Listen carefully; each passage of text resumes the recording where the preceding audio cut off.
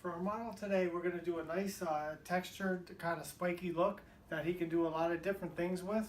He has extremely thick hair and very straight hair, so you can see when I pick it up, you know, how hard it is to get through the comb and how much hair is actually in my fingers there just by picking one up. I mean, he has just got a ton of hair. So what we're going to do is we're going to layer it a little bit, and we're going to add a lot of texture.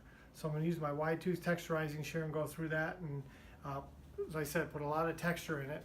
He's been growing out a fade, so you can see back here, previously we were buzzing over the back and fading it. So I'm going to use this as a guide from the back, and I'm going to slowly blend it and angle all this hair so down to that. So when he messes it up, it's kind of all even at this angle.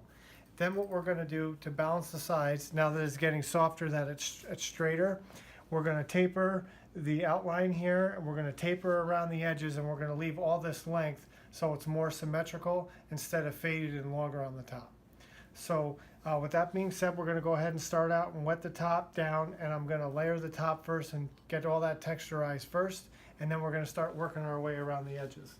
I like to break the haircuts down one step at a time. I don't like to stress myself out too much thinking about the whole picture. I mean, I know what we're going to do by the end, but I'm just going to start out, like I said, just going to start out from the beginning, work on the top. Once I get that where I want it, then we'll figure out, you know, how to make the rest blend into that.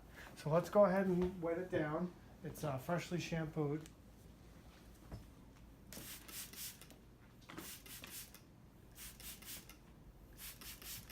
And then he obviously had a part cut in there last time too, so we're going to round that in a little bit too, so it was longer on the one side. So whereas I usually do a square layer cut across the top, we're gonna I'm gonna start out with square layers through the center, but we're gonna slightly round the corners a little bit. I do want it longer towards the front, so I'm not gonna start cutting down here. I'm gonna direct it straight up. I'm gonna take very small sections because the hair is so thick. And then as I work my way back, what I'm doing is I'm pulling my fingers down a little bit closer and closer, so I'm going to meet this back length that we talked about in the beginning.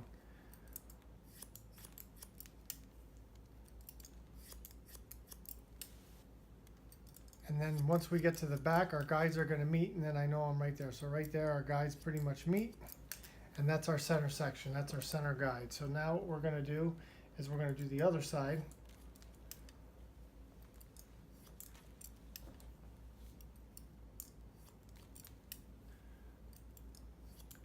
And normally I would do scissor over comb, but just because his hair is so thick, I'm just going to pick it up.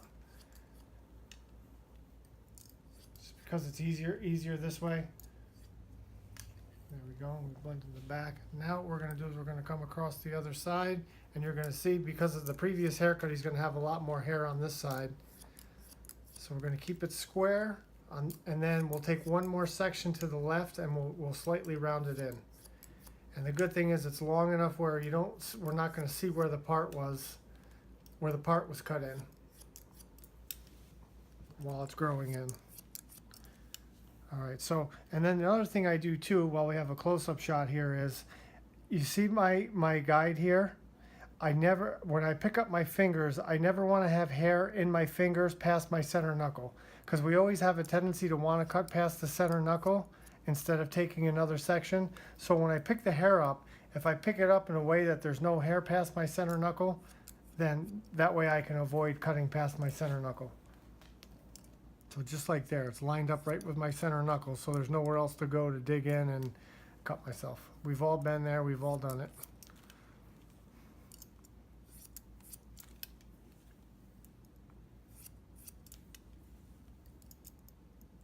Okay, so now we got a pretty good length going on top. And to check the front here, because I don't want that too long, just going to come across the front and angle my fingers down a little bit, because all this is going to spike up in the front. We're going to push it all up.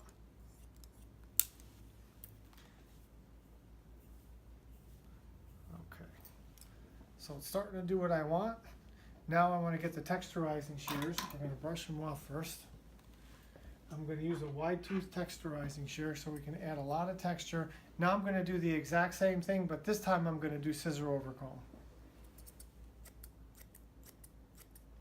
The slower I move the comb, the more hair I take. The faster I move the comb, the less hair I take.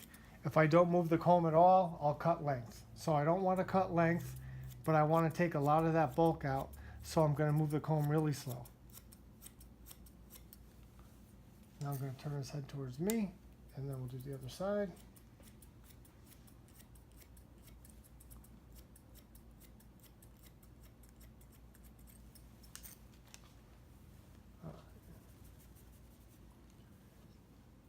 And now we got a lot of texture in it. So then the next step, what we want to do is, as we talked about before, I'm seeing a little heavy spot right in through here, so I want to do just a little bit of scissor over comb right there. Just a little bit of a. So if I pick it up here, okay, see that little point right there? That's a little bit of a weight line. I don't want that weight line there. So if you think there's a weight line and you're not sure, just pick the hair up and you'll see that little point, and a point equals a weight line. So I just want to round that in a little bit. It's not there on the other side because we shaved up to the part. So I'm glad we noticed that. So I'm going to take care of that with just a little bit of scissor over comb.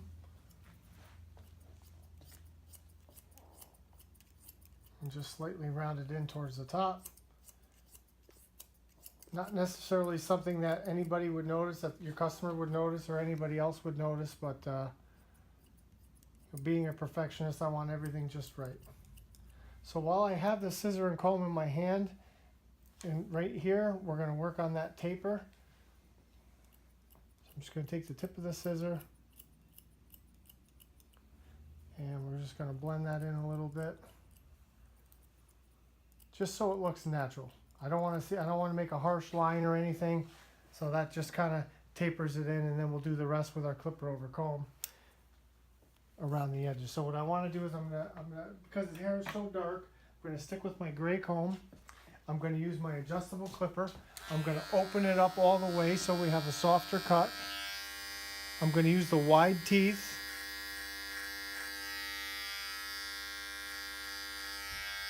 And then we're gonna slowly just scoop that out and put a little bit of a taper around the edges.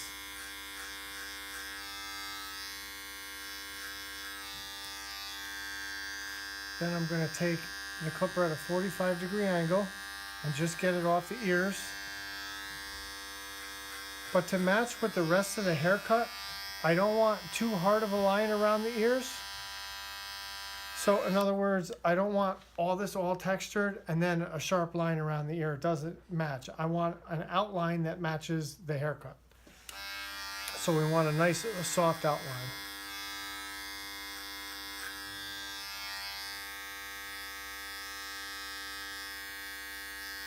And same thing with the sideburns. Since he doesn't have a strong beard, I'm just going to fade out his sideburns. I'm not going to take the trimmer and make a real straight hard line, because it's not going to match and blend in with the rest of the haircut.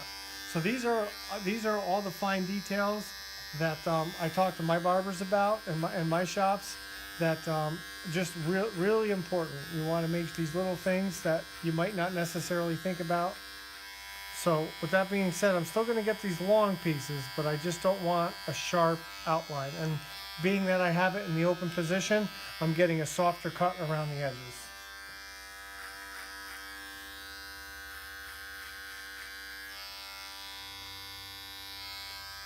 So then we'll lean his head to the side.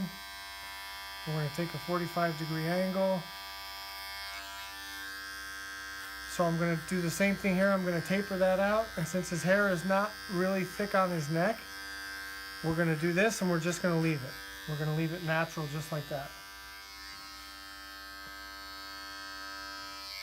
So every hair type is different.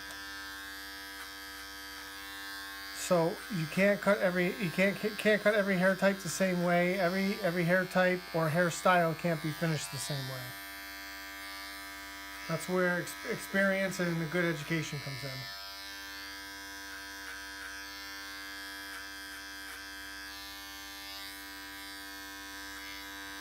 So as I'm spinning him around, the other thing I'm also doing is I'm constantly looking in my mirror. It's serving two purposes. I don't have to move my feet, so I'm being very efficient with the haircut and my speed, and I'm also checking my work in the mirror as I'm doing it. Because if I only have to do everything once, then I don't have to cut fast. I'm doing the speed, and I like to call it efficiency, not speed. The speed comes in by just doing it once and not having to do each step a couple times. And so now you can see here on top there, we're blended in. As I turn them around, I can see in the mirror also too. We have this angle too, like I talked about before.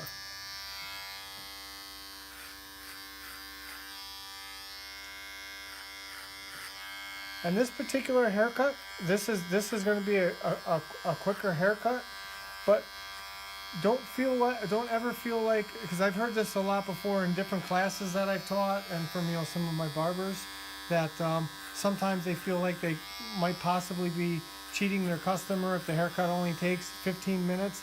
If you're not rushing and you're giving your customer exactly what they want, then they're getting what they're paying for. So in this case, since we're not doing an intricate fade on dark hair on light color skin, it's obviously not going to take as long, but he described what he wanted and he's getting exactly what he wanted. So, the end result is still going to be a very happy customer that's going to come back to you.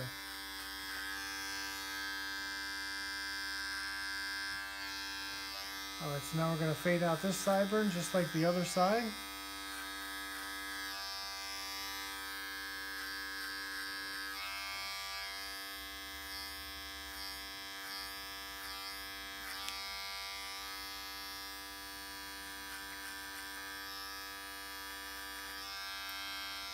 Okay, and we're going to taper out that front angle there. So no hard line, but just a soft outline to match the rest of the texture.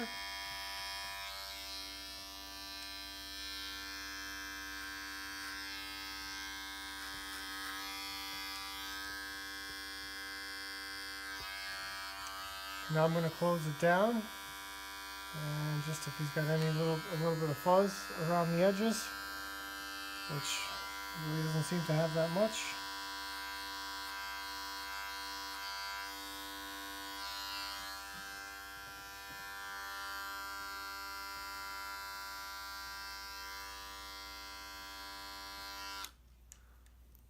Alright, and you do have, I don't know if you know this, but you have one long eyebrow on each side. Is it alright if I trim those? Just one sticking out? Okay. I always like to ask with eyebrows because everybody's different.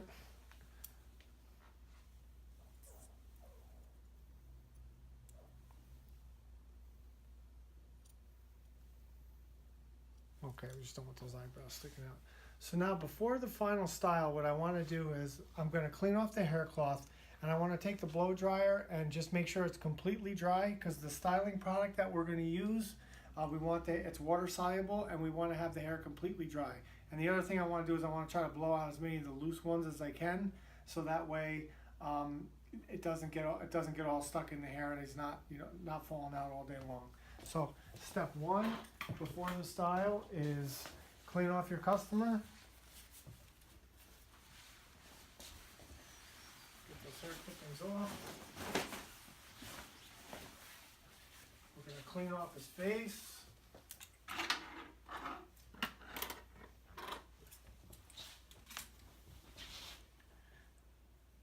As I said, I always like to keep my workstation clean also. Every time I use something, I put it back exactly where I got it, so I always know where it is.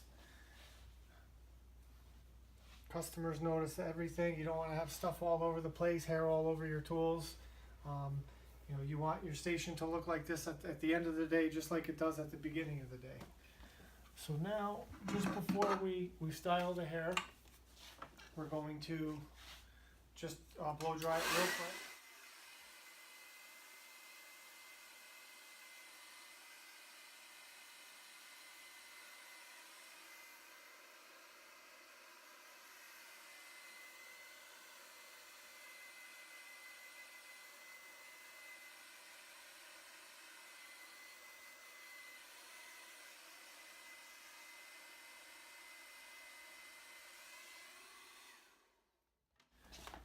Okay, all these little extra steps that you do make a huge difference.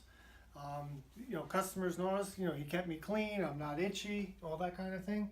So now we're going to style it, and we talked ahead of time. We know he wants the dry look, and I know he wants it to really stand up. You can see how strong his forward growth pattern is. So we're going to use our shaping paste. This is one of the strongest products that we have. It's going to dry really fast. It's going to give him a strong hold and a matte finish. It's extremely water soluble, so you want to make sure that it goes in when the hair is dry, and the product itself dries really quick. But the best part about this is unlike most fiber pomades, matte pomades, pastes, clays, cements, as you can see, we want to use about that much. I want to use a good amount because I got to really get his hair to stand up. Is that it emulsifies in your hands like a cream. So real easy, it emulsifies and feels like a cream. But once it hits the hair, you have about a 10 or a 15-second window before it really dries. And it's gonna really lock in and give him that nice textured look that he wants. And we're gonna be able to push the hair forward. So now this is straight hair that wants to stick straight out. And you can see how strong this product is, that it's actually pushing his hair forward and laying it down, which is pretty amazing. And then the other nice thing is being water soluble. It's truly water soluble. As strong as the hold that he's getting right here, it will rinse out before the shampoo hits his hair in about 30 to 60 seconds in the shower, with no leftover residue. All right, so now we took, which is another popular hairstyle, a fade with a side part cut in, and completely morphed it into something different.